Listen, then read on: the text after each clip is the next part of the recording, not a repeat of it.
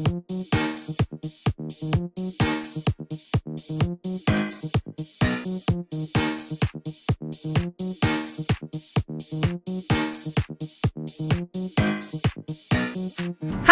kembali lagi di acara Inspirepreneur by Sunpower. Masih dengan saya host kalian yang paling kece, Awan.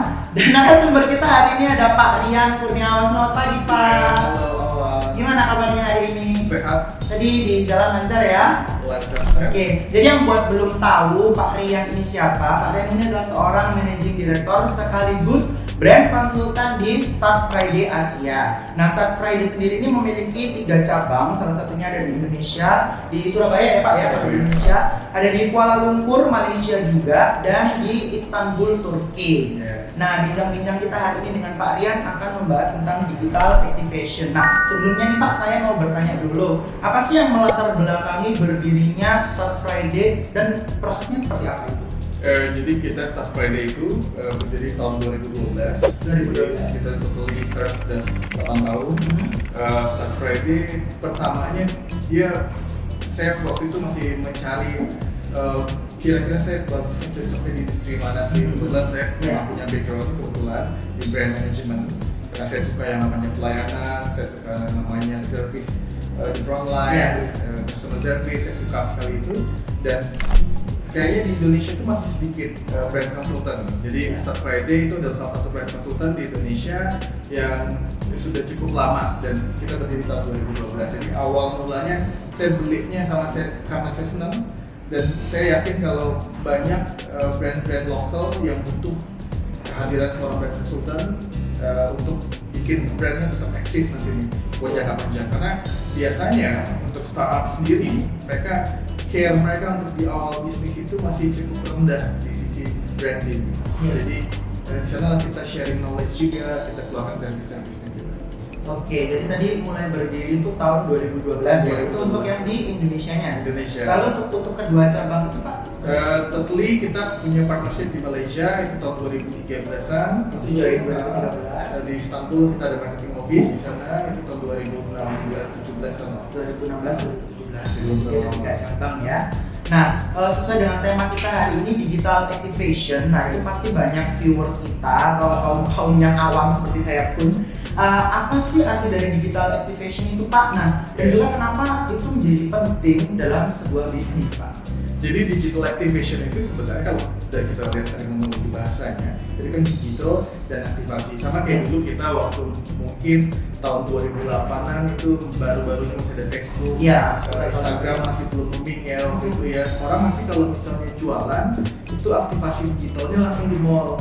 Jadi kalau misalnya kita lihat tuh di island-islandnya di mall tuh biasanya kalau ada bazar, ada brand-brand baru yang muncul gitu kan, totally channelnya masih banyak di offline, tapi sekarang sudah mulai bergeser ke digital dan di sanalah sekarang kesempatannya sama, baik perusahaan yang besar atau perusahaan yang kecil, mereka berlomba-lomba dia bisa ngasih aktivitas digital yang bagus kan.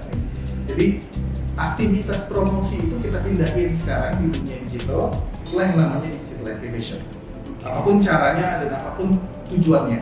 Jadi kadang-kadang ada beberapa perusahaan yang mungkin dia baru, dia masih bangun awareness-nya dulu, dan after itu ketika misalnya ada perusahaan yang memang dia pengen eksis dulu aja, dia mungkin di sana mengenalkan produk barunya dia lagi nanti. Jadi tiap digital activation itu punya peran yang beda-beda.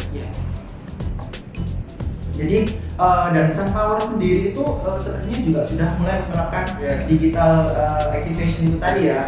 Kami pun sudah memiliki beberapa platform sosial media seperti Facebook, Twitter, terus Instagram dan juga LinkedIn. Lalu untuk inspirationnya sendiri perusahaan kami memiliki Behance, ada juga Pinterest dan juga ada YouTube ya, seperti saat ini kita di sini YouTube. Lalu untuk katalog produknya kami pun kami juga ada join dengan Shopee dan juga Tokopedia. Jadi yang mau saya tanyakan nih Pak, bagaimana sih cara mendapatkan traffic, terus mengolah database konsumen dan mengkonversikannya menjadi transaksi? Oke, jadi di awal itu kita harus paham dulu nih fungsinya customer-nya kita di bisnisnya kita apa. Jadi kalau customer kan nanti ujung-ujungnya mereka akan beli produknya kita.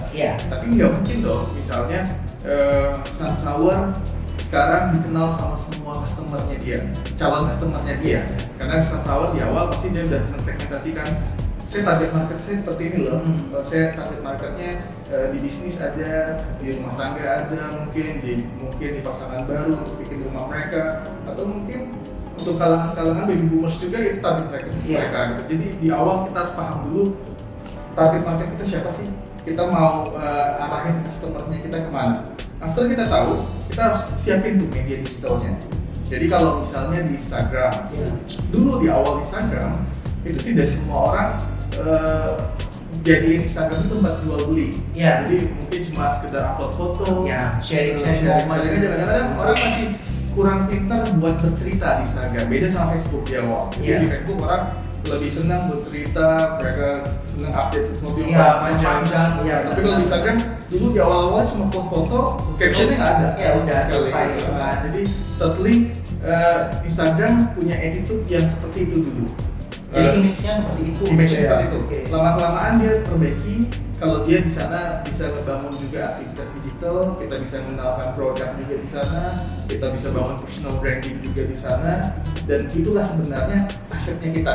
Follower itu adalah asetnya si bisnis ini. Jadi semakin banyak followersnya kita nanti di Instagram, itu totally kalau misalnya kita punya produk baru, otomatis di hari pertama produk baru itu launching, itu pasti udah banyak langsung tuh yang tahu produknya kita. Jadi sekarang kita harus paham dulu nih masing-masing digital asetnya kita itu kita mau apain, dan mereka itu punya peran masing-masing. Jadi harus buat kerangka di awal juga jadi blueprintnya harus clear dulu di awal, dan kalau kita tidak tahu arah tujuan dari kita membangun masing-masing channel tadi, itu bakal nanti timpang gitu. Karena kan kita harus punya effort yang lebih juga. Misalnya di Instagram kita harus budgeting berapa. Oh, kita punya YouTube channel, kita harus budgeting berapa YouTube channelnya kita gitu.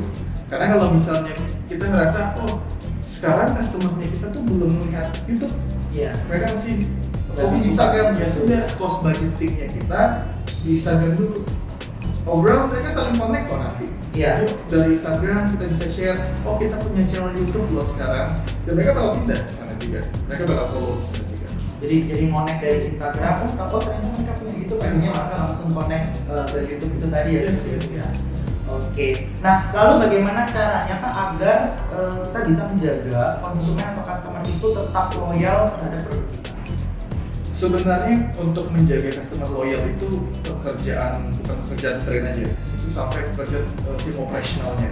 Jadi kalau orang bilang di contoh misalnya KFC, mereka beliefnya gini, saya bisa bikin orang datang, orang marketingnya bilang kayak gitu, saya bisa bikin orang datang di KFC, tapi saya belum yakin bisa bikin orang datang lagi. Siapa sih PR-nya bikin orang datang lagi? Itu dari tim operationnya mereka.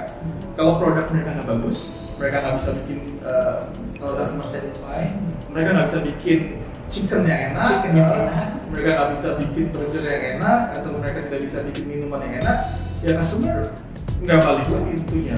Jadi marketing punya peran sendiri, tim operational punya peran sendiri. Pasti tim operational itu banyak nanti luas. Kalau kita bicara soal di operational itu ada brandingnya juga masih ada. Di frontline itu adalah branding operation. Jadi kalau kita ketemu sama customer service-nya, waktu misalnya kasir deh, kita lagi transaksi nih, kita beli menu A, menu B, pasti intinya kita ditawarin dong, kakak mau tambah ini lagi, kakak mau tambah itu lagi gitu. Apa promo di hari itu mereka pasti nawarin, dan itu namanya upselling. Jadi ketika ada upselling, transaction jadi tambah gede ini.